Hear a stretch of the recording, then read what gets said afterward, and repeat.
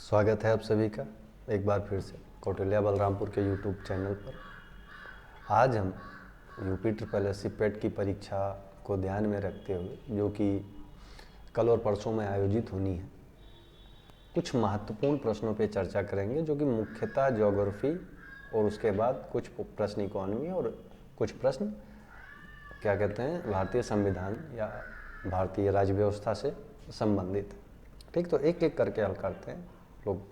इन प्रश्नों को कायदे से देख कर जाइएगा, क्योंकि यहाँ से चांसेस अधिक हैं बनने के चांसेस, ठीक ठाक चांसेस हैं प्रश्न आने के, आपको पेपर में मिलने के। तो पहला प्रश्न जो है कि किन प्रकार के तरंगों को पिंड तरंगों की श्रेणी से बाहर रखा गया है। कीवर्ड्स पे ध्यान देना, जैसे कभी बार पूछ लिया जाता है कौन सा कथन सही नहीं है, किनको बाहर रखा गया है, कौन सा इसमें सुमेलित नहीं है। तो उन चीज़ों में से जो नहीं वर्ड है वो कई बार हम लोग स्किप कर जाते हैं और इस चक्कर में आते हुए सवाल भी गलत होते हैं। तो कीवर्ड्स इसमें क्या है कि पिंड तरंगे और किनको क्या किया गया है, बाहर रखा गया। तो जैसा कि जब आप पृथ्वी की आंतरिक संरचना के बारे में पढ़ेंगे तो उसमें जो डिफरेंट स्टडीज़ या कई सारी स्टडीज़ दी गई हैं, तो उनमें से जो सबसे प्रामाणिक स्टडी है वो भूकंप शास्त्रीय अध्ययन है, यानी सिस्मोलॉजिकल। ठीक, तो भूकंपों की जो उत्पत्ति होती है वो 3 तरंगों के रूप में होती है, प्राथमिक, द्वितीयक और लेटरल, यानी सतही तरंगे। अब PS और L यानी प्राइमरी, सेकेंडरी और लेटरल तरंग, इसके नाम से ही स्पष्ट है, लेटरल तरंग यानी जो सतह पे चलती है, और पिंड तरंगे जिनकी जो अंग्रेजी अनुवाद होता है वो बॉडी वेव्स होती हैं, यानी जो पूरी पृथ्वी की आंतरिक सतह के अंदर चलती हैं या उनका संचालन होता है। तो इस हिसाब से किन तरंगों को पिंड तरंगों की श्रेणी से यानी बॉडी वेव से बाहर रख दिया जाएगा वो है EL तरंगे हैं। तो हमारा कौन सा विकल्प सही चला जाएगा, वो है C सही चला जाएगा। ठीक, अगले प्रश्न पे आगे बढ़ते हैं। अगला प्रश्न जो है कि निम्न में से किस चट्टान का निर्माण गर्म गलित पदार्थ से हुआ है। ठीक, तो कौन सी चट्टान का निर्माण गर्म गलित पदार्थ से हुआ है, या कौन सी चट्टानों को या किस प्रकार की चट्टानों को सबसे पुरानी चट्टानों के रूप में माना जाता है। गर्म गलित पदार्थ, जब ज्वालामुखी की प्रक्रिया होती है तो उससे जो लावा निकलता है उसको या उस लावे को ही गर्म गलित पदार्थ कहते हैं। तो गर्म गलित पदार्थ जाहिर सी बात है आग्नेय चट्टानों से संबंधित है, यानी आग्नेय चट्टानों का निर्माण ज्वालामुखी की प्रक्रिया से निकलने वाले उस पदार्थ जिसको लावा या मैग्मा कहते हैं उसके द्वारा हुआ। ठीक, अगला प्रश्न जो है वो है निम्नलिखित कथनों पर विचार कीजिए। ठीक है, अब बहुत सारे लोग होते हैं सीक्वेंसली प्रश्न पढ़ते चले जाते हैं, कहीं ना कहीं माइनर मिस्टेक कर बैठते हैं। तो सबसे पहले जब ये कथन और के स्टेटमेंट यानी स्टेटमेंट के प्रश्न आए तो उसमें से देख लीजिए कि विचार करना क्या है। प्रश्न है निम्नलिखित कथनों पर विचार कीजिए। विचार क्या करना है कि उपरोक्त में से कौन सा कथन असत्य है। असत्य का मतलब कौन सा कथन गलत है, हमको गलत ढूंढना है, ये पहले से पता है। तो पहला जो स्टेटमेंट दिया गया, आग्नेय चट्टानें जीवाश्म रहित होती हैं। जाहिर सी बात है कि जब वो पृथ्वी की आंतरिक संरचना से निर्मित जो गर्म मैग्मा बाहर आता है तो उससे आग्नेय चट्टानें बनती हैं, और आंतरिक संरचना में बहुत कम मात्रा में जीवाश्म पाए जाते हैं, ना के बराबर पाए जाते हैं।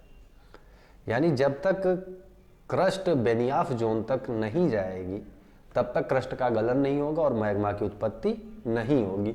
इस वजह से पहला स्टेटमेंट हमारा सही है कि आग्नेय चट्टानें क्या होती हैं, जीवाश्म रहित होती है। ठीक, दूसरा क्या है कि आग्नेय चट्टानों का आर्थिक महत्व नगण्य होता है। जब उसमें जीवाश्म नहीं पाए जाएंगे तो जाहिर सी बात है ना उसमें खनिज तेल, कोयला जैसे अन्य जो इकोनॉमिक महत्व की चीज़ें हैं, आर्थिक महत्व की जो भी चीज़ें हैं वो भी नहीं पाई जाएंगी। तो इनका आर्थिक महत्व भी क्या होता है, नगण्य होता है। यानी हमारे इस प्रश्न के दोनों स्टेटमेंट सही हैं। तो हमको क्या ढूंढना था, गलत स्टेटमेंट ढूंढने थे। तो गलत स्टेटमेंट हमारा एक भी नहीं है। तो निम्नलिखित में से कौन सा कथन असत्य है, ना तो एक ना तो दो, यानी दोनों के दोनों क्या है हमारे सही। ठीक, अगला प्रश्न कि उड़ाकू द्वीप, ये महत्वपूर्ण सवाल है क्योंकि इस बार शोधकर्ताओं ने उड़ाकू द्वीप को विश्व के या पृथ्वी के सबसे उत्तरतम द्वीप के रूप में चिन्हित किया है। तो उड़ाकू द्वीप कहाँ पे स्थित है, उड़ाकू द्वीप फैक्चुअल सवाल है एकदम से, ग्रीनलैंड का हिस्सा है और जिसको विश्व का या पृथ्वी का सबसे उत्तरतम बिंदु या उत्तरतम द्वीप माना गया है। तो इसको ध्यान रखना। ठीक, अगला प्रश्न है कि हिमालय पर्वत का निर्माण किन प्लेटों के अभिसरण से हुआ है। ये बात आप लोग जानते हैं, जब कन्वर्जेंट प्लेट बाउंड्री पर सामान्यतः जहाँ पे अवसादी चट्टानों से निर्मित संरचना पाई जाती है तो वहाँ पे वलित पर्वतों का निर्माण होता है, यानी फोल्ड माउंटेन्स का निर्माण होता है। और हिमालय भी क्या है, एक वलित पर्वत है जो कि भारतीय और यूरेशियन प्लेट के टकराव से निर्मित हुआ है। ठीक है, यहाँ पे कन्फ्यूजन बनेगा क्योंकि टेथिस सागर और भारतीय प्लेट के निर्माण से कोई संरचना का विकास नहीं हुआ है। टेथिस सागर और यूरेशियन प्लेट के टकराव से ट्रांस हिमालय का विकास हुआ, और उसके बाद जब टेथिस सागर का संकुचन हुआ और जब अंततः भारतीय प्लेट यूरेशियन प्लेट से टकराई तो जाकर के हिमालय पर्वत यानी बृहद हिमालय का निर्माण हुआ है। ठीक, अगला प्रश्न, माउंट चिम्बरेजो कहाँ पे स्थित है। ठीक, माउंट चिम्बरेजो मध्य अमेरिका में स्थित है और यहाँ पे इस बार ज्वालामुखी उद्गार या एक ज्वालामुखी पर्वत है जो उसको ध्यान में रखना। और इस बार बहुत सारे ज्वालामुखी का उद्गार हुआ है, इस वजह से जितने भी ज्वालामुखी पर्वत हैं उनको ध्यान में रखकर जाइएगा। ठीक, अगला प्रश्न कि बैथोलिथ और लैकोलिथ का निर्माण का संबंध किससे है। बैकोलिथ और लैकोलिथ, बैकोलिथ और लैकोलिथ दरअसल जब आग्नेय चट्टाने हैं या आग्नेय चट्टानों को कहीं छोड़ो या फिर जो गर्म गलित पदार्थ है वो बाहर नहीं निकल पाता है, यानी ज्वालामुखी उद्गार की प्रक्रिया नहीं होती है, जब मैग्मा का जो शीतलीकरण है पृथ्वी की आंतरिक परतों में हो जाता है तब बैकोलिथ और लैकोलिथ का निर्माण होता है। तो इन दोनों संरचनाओं का निर्माण किससे संबंधित है, ज्वालामुखी की प्रक्रिया से, यानी ज्वालामुखीयता से संबंधित है। ये दोनों संरचनाएं अभ्यंतरिक ज्वालामुखी संरचनाएं हैं या अभ्यंतरिक ज्वालामुखी स्थलाकृतियों के रूप में इनको माना जाता है। ठीक, अगला प्रश्न है कि अंगुलहास जलधारा किस महासागर में प्रवाहित होती है। ओशियन करंट्स की बात की जा रही है, तो इसको ध्यान में रखना। बहुत बार ये सारे सवाल बनाए जाते हैं, कौन सी गर्म जलधारा है, कौन सी ठंडी जलधारा है। तो जो अंगुलहास जलधारा एक प्रकार की गर्म जलधारा है जो कि हिंद महासागर में प्रवाहित होती है। ठीक, अगला प्रश्न, भारत में तटीय राज्यों की संख्या कितनी है। मतलब ऐसे जो राज्य जो समुद्री तट से संलग्न है, तो भारत में ऐसे कुल मिलाकर 9 राज्य हैं जिनको आप तटीय संरचना से आप देख सकते हैं, जिसमें से गुजरात है, महाराष्ट्र है, ठीक है, गोवा है, केरला है, तमिलनाडु है, उधर आंध्रा पड़ जाएगा, बंगाल पड़ जाएगा, उड़ीसा पड़ जाएगा। तो ये सारे जो राज्य हैं वो तटीय राज्यों की श्रेणी में आते हैं। ठीक, अगला प्रश्न कि भारतीय उपमहाद्वीप मूलतः किस विशाल भूखंड का हिस्सा है।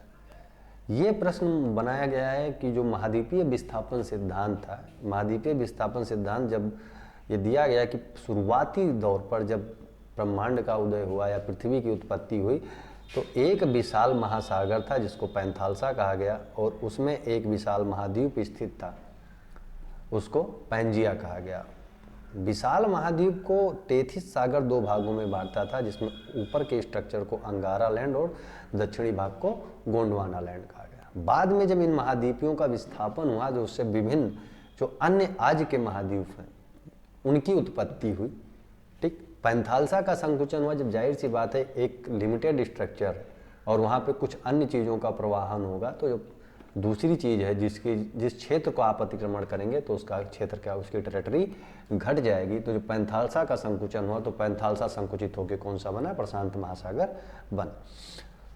ठीक, तो भारतीय महाद्वीप अंगारा लैंड, गोंडवाना लैंड में से किसका हिस्सा है, तो भारतीय महाद्वीप हमारा गोंडवाना लैंड का हिस्सा है, यानी हमारा विकल्प इसमें कौन सा सही जाएगा, ए सही जाएगा। लेकिन ये भी ध्यान रखना कि अंगारा लैंड और गोंडवाना लैंड को 2 भागों में कौन बांटता था, वो था टेथिस सागर। ठीक, अगला प्रश्न कि नेलांग घाटी किस राज्य में स्थित है। नेलांग घाटी उत्तराखंड राज्य में स्थित है। एकदम तथ्यात्मक सवाल है, ऐसे घाटियाँ आराम से पूछी जाती हैं और पूछी जाती रही हैं। अगला प्रश्न है कि तिलैया परियोजना किस राज्य में स्थित है। तिलैया परियोजना दरअसल एक क्या कहते हैं नदी परियोजना है जहाँ पे डैम बनाए जाते हैं, जहाँ से बिजली उत्पादन किया जाता है। जल विद्युत परियोजना है और तिलैया परियोजना कहाँ पे है, झारखंड राज्य में स्थित है। ठीक, अगला प्रश्न, किस प्रकार की मिट्टी में लोहे की प्रचुरता अधिक पाई जाती है। आसान सवाल है, यानी लोहे की प्रचुरता अधिक पाई जाएगी तो जाहिर सी बात है उस मिट्टी का रंग थोड़ा सा गाढ़ा होगा और लोहे की प्रचुरता किस में पाई जाती है? लाल मिट्टी में बड़ी मात्रा में पाई जाती है। फेरस के जो अयस्क होते हैं, लोहे के अयस्क होते हैं, बड़े पैमाने पर पाए जाते हैं। अगला प्रश्न है कि समसपुर पश्चिम बिहार किस राज्य में स्थित है? समसपुर पश्चिम बिहार एकदम तथ्यात्मक सवाल है। आप लोग अगर पढ़े होंगे यूपी स्पेशल के टॉपिक्स में, तो समसपुर पश्चिम बिहार किस में है? भारत के उत्तर प्रदेश राज्य में स्थित है। ठीक। अगला प्रश्न जो है वो है Indian institute of ecology and environment कहाँ स्थित है?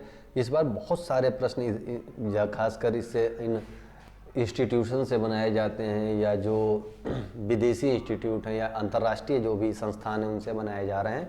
तो इसको ध्यान में रख के जाइएगा कि कौन सा इंस्टीट्यूट कहाँ पे स्थित है। तो Indian institute of ecology and environment नई दिल्ली में स्थित है। ठीक। अगला सवाल है वो दरअसल इकोनॉमी का सवाल है कि जीएसटी परिषद में कितने सदस्य होते हैं। तो जीएसटी के बारे में आप लोग जानते हैं कि एक ये वैल्यू एडेड टैक्स है, एक इनडायरेक्ट टैक्स है, जिसमें बहुत सारे इनडायरेक्ट टैक्स को सब्स्यूम यानी उनको मिला दिया गया है। उसमें से एक कॉम्प्रिहेंसिव टैक्स है, डेस्टिनेशन बेस्ड टैक्स है, वो सारी चीज़ें आप लोग जानते हैं। लेकिन जीएसटी के क्रियान्वयन के लिए जीएसटी काउंसिल का गठन किया गया था, और जीएसटी काउंसिल में हर राज्यों से कोई ना कोई शामिल होता है, और भारत सरकार की तरफ से कुछ लोग शामिल होते हैं। तो ऐसे कुल मिलाकर जीएसटी परिषद में 33 सदस्यों को शामिल किया गया है, और वह 33 सदस्य मिलकर टैक्स स्लैब का निर्धारण करते हैं। क्योंकि ये एक फेडरल स्ट्रक्चर का मामला बन जाता है, केंद्र राज्य संबंधों का मामला बन जाता है, तो जहाँ पर सभी लोगों की उपस्थिति या सहमति या उनका वोट जरूरी होता है। ठीक। अगला प्रश्न है सेज का पूरा नाम क्या है? बहुत इंपॉर्टेंट सवाल है, क्योंकि इस बार निर्यात को लेकर के बहुत सारे कार्य किए गए हैं। तो इस वजह से सेज यानी स्पेशल इकोनॉमिक जोन, इसका पूरा नाम क्या होता है? Special economic zone. ठीक। तो सेज को भारत में निर्यात प्रसंस्करण यानी निर्यात को बढ़ावा देने के लिए गठित किया गया था। ठीक है। तो पहला सेज का क्या है? भारत में पहला विशेष आर्थिक क्षेत्र कहाँ पे गठित किया गया था, ये आप कमेंट बॉक्स में बता दीजिएगा।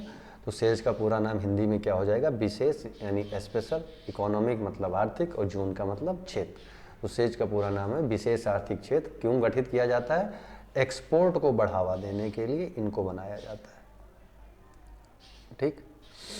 अगला, भारत में दल बदल विरोधी कानून कब पारित किया गया? इंपॉर्टेंट है, क्योंकि इस बार पिछले 1-2 सालों में बहुत सारे नेता मंत्री, बहुत सारे विधायक और सांसद एक पार्टी से दूसरी पार्टी में गए, बहुत सारी सरकारें गिरी, बहुत सारी सरकारें उठी। इसमें से एक बड़ा नाम आता है सिंधिया परिवार में से। तो दल बदल विरोधी कानून, क्योंकि क्या होता है ना कि जब आमतौर पर सांसद या विधायक पार्टियां बदलते रहते हैं तो अस्थिरता, राजनीतिक अस्थिरता उस राज्य में या केंद्र में उत्पन्न होती है। जैसे 1990 के बाद से लेकर के 90 के आसपास, या आप 90 से पहले भी अगर जा सकते हैं, तो थोड़ा आया राम गया राम की सरकार टाइप की चल रही थी, क्योंकि कोई सरकार बन रही थी, कोई 1 साल भी नहीं चल पा रही थी, कोई 6 महीने 15 दिन में भी पलट जा रही थी। तो उसको ध्यान में रखते हुए कि दल बदल विरोधी कानून पारित किया गया कि अगर आप किसी पार्टी से किसी अन्य पार्टी में जाते हैं तो उसके लिए कुछ लिमिटेशंस लगाई गई हैं। उसके बाद अगर आप ऐसा कोई कार्य करते हैं तो आपकी सदस्यता रद्द कर दी जाएगी। तो दल बदल विरोधी कानून राजीव गांधी की सरकार में 1985 में पारित किया गया था, और उसको लागू भी उसी समय किया गया। ठीक।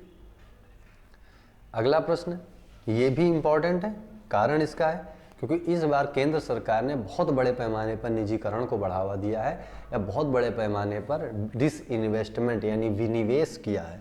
तो अगर कोई भी सरकार सार्वजनिक क्षेत्र के किसी उपक्रम का विनिवेश करती है तो उसको क्या बोलते हैं? प्राइवेटाइजेशन बोलते हैं, यानी निजीकरण बोलते हैं। विनिवेश क्या होता है? तो भी सार्वजनिक क्षेत्र में से जब सरकार, ठीक है, अपनी हिस्सेदारी, ठीक है, अपना क्या शेयर उसमें से घटाती है। जैसे आप लोग जानते होंगे कि अगर किसी भी कंपनी में 51% की हिस्सेदारी गवर्नमेंट की है तो उसको सार्वजनिक क्षेत्र का उपक्रम बोलते हैं, या उससे अगर 49% से कम है तो उसको किसका बोलते हैं? निजी क्षेत्र का उपक्रम बोलते हैं। तो जब सरकार अपनी हिस्सेदारी घटा करके कितनी कर दे? 49% से कम कर दे तो वो क्या हो जाता है? विनिवेश बोलते हैं। या उसको निजीकरण बोलते हैं। इससे संबंधित एक विभाग का गठन किया गया था, उसका नाम है दीपम। ठीक, तो इन दोनों को ध्यान में रखना कि सार्वजनिक क्षेत्र में जो विनिवेश होता है उसको निजीकरण कहते हैं, और इसके लिए कौन सा विभाग कार्य करता है, दीपम। ठीक, अगला सवाल है कि जिला न्यायालयों के न्यायाधीशों की नियुक्ति किसके द्वारा की जाती है। जब भी किसी डिस्ट्रिक्ट जज को अपॉइंट किया जाता है तो पहली चीज़ वो डिस्ट्रिक्ट जज एक तो पहली चीज़ की एग्ज़ाम क्वालिफाई करके आते हैं।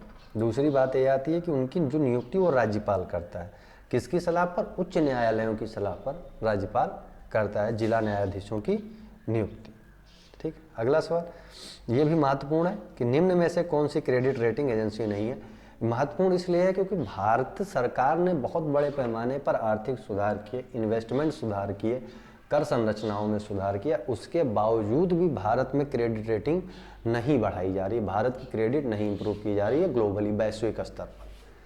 ठीक, तो क्रेडिट रेटिंग क्या होता है, क्रेडिट रेटिंग किसी व्यक्ति का भी होता है, किसी समाज का भी होता है और किसी राष्ट्र या देश का भी होता है। इससे तय होता है कि उस जगह की साख क्या है, यानी शुद्ध भाषा में बताएं कि उन व्यक्ति, समाज या उस राष्ट्र की औकात क्या है।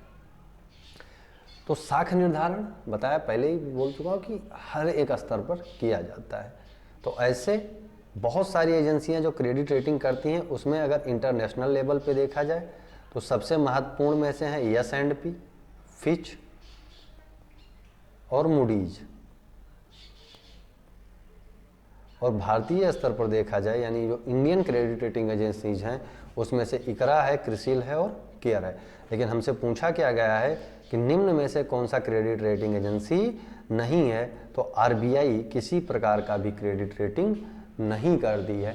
तो एक चीज़ ध्यान में रखना, क्रेडिट रेटिंग भी इस बार के प्रश्न या प्रश्न पत्रों के लिए, पेपर के लिए इम्पॉर्टेंट है, तो इसको ध्यान में रखना और आराम से आप लोग जाइए, पेपर दीजिए। आप लोगों को बहुत सारी शुभकामनाएं और उम्मीद करते हैं कि आप लोग अच्छा पेपर करके आएंगे और सभी लोग कम से कम, और जो प्रश्न नहीं आते हैं, एकदम से नहीं आते हैं, उनमें से आप तुक्का मत लगाइएगा। जो डाउट की स्थिति है उसमें से धूमधाम से तुक्का लगाइए, क्योंकि अगर आप 10 सवाल पे अगर तुक्का लगा रहे हैं, 10 पे तुक्का लगा रहे हैं, उसमें से आपके 4 सही 6 गलत जा रहे हैं।